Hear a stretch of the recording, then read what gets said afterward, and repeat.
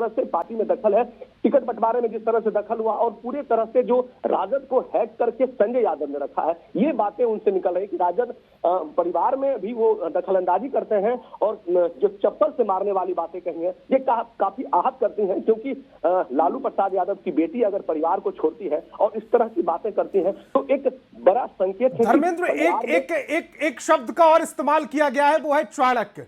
बड़ा चाणक्य बना घूमता है तो रिस्पॉन्सिबिलिटी लेगा ना। ये किसके लिए इस्तेमाल किया गया होगा? क्या चाणक्य तेजस्वी यादव को कह रही है, या संजय यादव को कह रही है, या रमीज का किस तरह से इस पूरे परिवार में इन्वॉल्वमेंट है, उस पर क्या कुछ कहना है?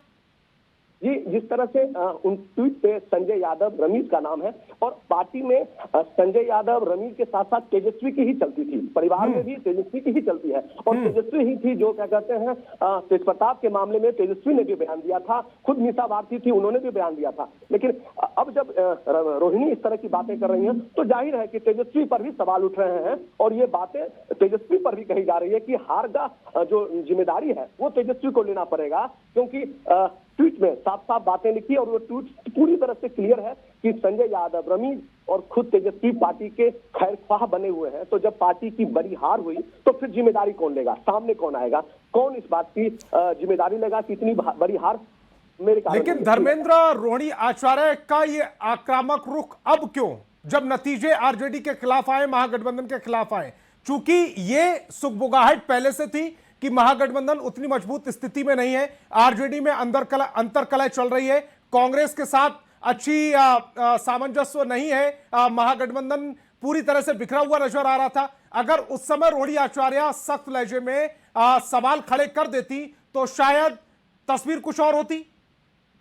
पूरी तरह से पार्टी को जिस तरह से हैक करके रखा गया, संजय यादव और रमीज जिसका नाम अब ले रही है, पार्टी में पूरी तरह से मनमानी चलती। जिस तरह से टिकट बंटवारा हुआ, टिकट बंटवारे में भी पूरी तरह से नजरअंदाज किया गया जो कार्यकर्ता थे।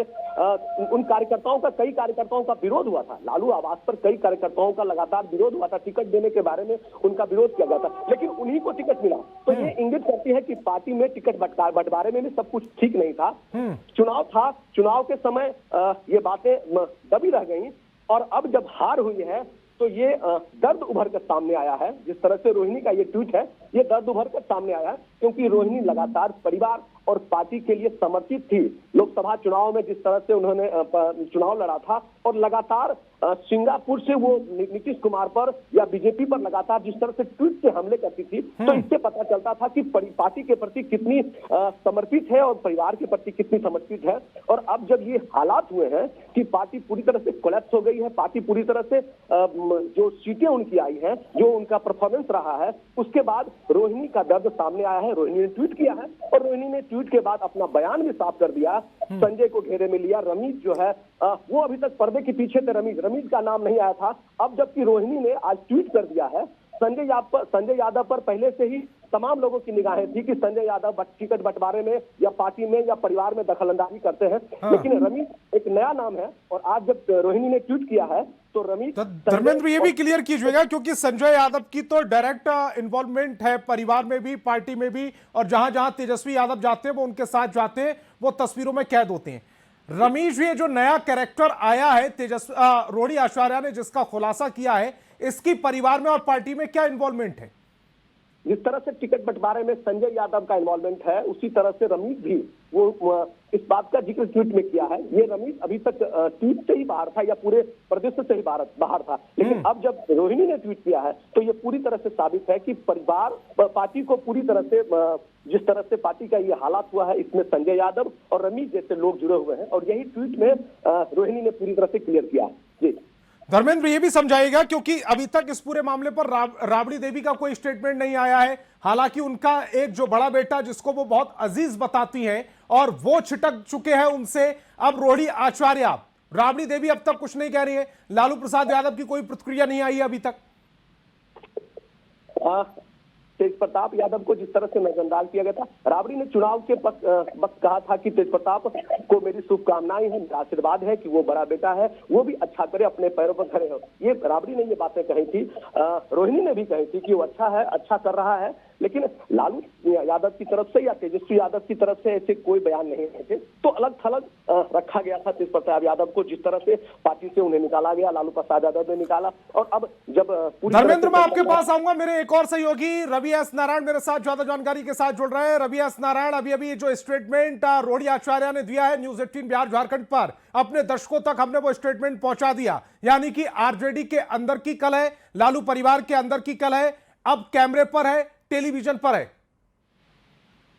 जी बिल्कुल, और लालू परिवार के लिए सबसे मुश्किल की घड़ी है। और खास बात यह है कि रोहिणी आचार्य ने खुलकर नाम लेना जो है वो शुरू कर दिया है।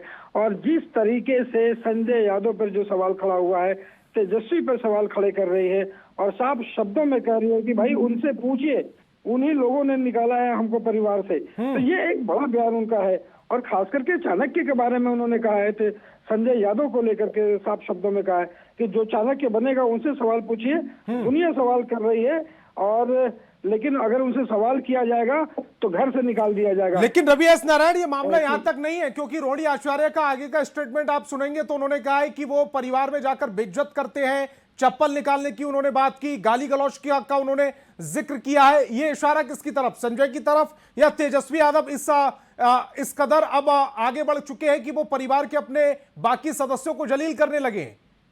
देखिए, सबसे बड़ी बात वही है कि जिन शब्दों में रोहिणी आचार्य ने सवाल खड़ा किया है, और सबसे बड़ा बात है कि जहां पे लालू प्रसाद यादव खुद हैं, राबड़ी देवी खुद है, जो परिवार का नेतृत्व कर रही हैं, उसके बावजूद अगर संजय यादव और तेजस्वी यादव पे इतने बड़े सवाल खड़े होते हैं तो ये परिवार में सबसे बड़ा संकट है। और देखना होगा कि आखिर पार्टी जब मुश्किल घड़ी में खड़ी हो और वहां पे परिवार अगर टूट रहा हो तो इसे लालू प्रसाद और तमाम लोग जो है वो कैसे संभालते हैं। तेज प्रताप यादव पहले ही जो है वो परिवार से निकल चुके हैं, पार्टी अलग बना ली है। अब ये दूसरा सदस्य है रोहिणी जो है, उन्होंने परिवार और राजनीति से अलग हो गए हैं। तो सबसे बड़ा सवाल है कि आखिर पूरा परिवार अगर टूट रहा हो, पार्टी जो है उस पर मुश्किल आ गई हो, तो आखिर ऐसी कौन सी मजबूरियां हैं जहां पे इतने बड़े सवाल खड़े हो रहे हैं, और लेकिन उनका समाधान जो है पार्टी या जो परिवार है आपस में मिलकर नहीं निकाल पा रहा है। रोहिणी को देखिए रवि, अभी तक ये कहा जा रहा था कि नीतीश कुमार को बीजेपी ने हाईजैक कर लिया है, लेकिन अब क्या ये कहा जाए कि तेजस्वी यादव ने लालू प्रसाद को हाईजैक कर लिया है? क्योंकि उस बेटी को घर से बाहर निकालने की बात रोहिणी आचार्य खुद कह रही हैं, जिन्होंने लालू प्रसाद को अपनी किडनी दी थी, उनको जीवन दान दिया था, और वो बेटी उनके मुताबिक उनको घर से निकाल दिया गया है, उनको चप्पल मारने की बात कही गई है, उन्हें अपमानित किया गया है। यही सबसे बड़ा सवाल है कि रोहिणी जब मुश्किल के घड़ी में परिवार का सबसे बड़ा मुखिया जो है लालू प्रसाद यादव जब मुश्किल घड़ी में थे, उनकी जान आफत में थी, ऐसे समय पे रोहिणी ने अपनी किडनी देकर पिता को जान बचाई, जिसकी सराहना पूरी दुनिया में कहा, पक्ष हो या विपक्ष हो। ऐसे घड़ी में रवि, मैं आपके पास आऊंगा। जेडीयू प्रवक्ता मेरे साथ नीरज कुमार नीरज कुमार मेरे साथ फोन लाइन पर जुड़ रहे हैं। नीरज, ये जो फैमिली ड्रामा था, अब ये फैमिली ड्रामा ना होकर सड़क पर ड्रामा आ चुका है। रोहिणी आचार्य का स्टेटमेंट है कि उनको जलील किया गया, घर से निकाल दिया गया है, उनसे ताल्लुकात परिवार ने तोड़ लिए। देखिए, यह उनके परिवार का आंतरिक मसला, परिवारवाद की राजनीति का हद होता है, लेकिन मुझे इस बात की चिंता है कि जिस बेटी ने, अभी मैं आपके एंकर रिपोर्टर का सुन रहा था, इस बेटी ने अपने पिता की प्राण रक्षा की किडनी देकर इस भाई को रक्षा सूत्र बांधा, और उस बेटी, हम लोग के यहाँ कन्यादान का बड़ा महत्व है, बेटी के मन में पिता हो जाए परिजन के प्रति, तो ये तो निश्चित रूप से हमारी परंपरा के खिलाफ है। और बेटी का आंख से आंसू गिरना यह शुभ संकेत नहीं होता है, यह अशुभ संकेत होता है। तो हम तो यह समझते हैं कि भाई रोहिणी आचार्य बेटी है, कन्यादान किया है आपने उसका, आप राखी आपको बांधी है, और लालू जी को क्या हो गया है भाई? क्या राजनीतिक रूप हमें राजनीतिक नजरिया नहीं रखना चाहते हैं? क्या राजनीतिक नजरबंद उनको कर दिया है? सवाल सिर्फ लालू प्रसाद पर नहीं उठ रहे हैं, राबड़ी देवी जी की खामोशी भी बहुत कुछ सवाल खड़े कर रही है। हाँ बिल्कुल बिल्कुल, मैं आपकी बात से बिल्कुल सहमत हूँ जी कि भाई रोहिणी आचार्य की भूमिका जो रही है, देश और दुनिया ने उसको सराहा है। हाँ। वह बेटी है, ट्वीट कर रही है परिवार से अलग होने का। देखिए, पार्टी से अलग होना एक अलग विषय हो सकता है, लेकिन परिवार से अलग होने का अगर है, इसका मतलब दर्द किसी ने दिया है, तो दुआ देने का तो अधिकार परिवार को ही है। नीरज जी, और एक बात और मैं जानना चाहता हूं आपसे। संजय यादव पूरे इलेक्शन हमने सुना है, इससे पहले तेज प्रताप यादव उन्हें जयचंद कह चुके हैं, अब संजय यादव का नाम एक बार फिर रोहिणी आचार्य ने लिया है, पूरे परिवार को हाईजैक कर लिया, ये वो आरोप लगा रही है। और पार्टी से जो निकाले गए, चाहे वो तेज प्रताप हो चाहे रोहिणी आचार्य, जो उन दोनों का दावा है कि संजय यादव की भूमिका इसमें पूरी है। संजय यादव को पर आपकी टिप्पणी?